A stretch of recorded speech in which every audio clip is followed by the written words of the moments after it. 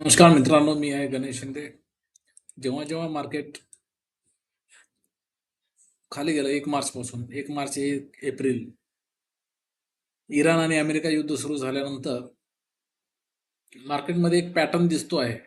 प्रत्येक सोमवार market down जातो, स्ट्रॉंगली डाऊन जातो आणि ट्यूजडेला मार्केट वरती जातो. तुम्ही बघा, आज ट्यूजडे नाही, काल सुट्टी होती, त्यामुळे आज मार्केट स्ट्रॉंगली वर आहे.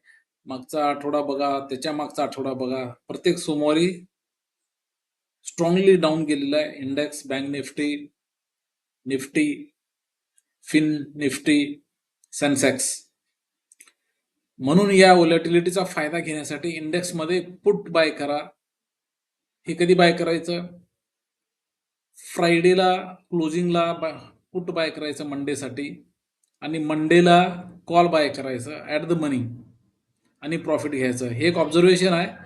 हे एक तंतोतंत असंच होईल कंटिन्युअसली असं नाही, पण तुम्ही असं करू शकता पुढच्या ट्रेडसाठी सुद्धा. Thank you so much.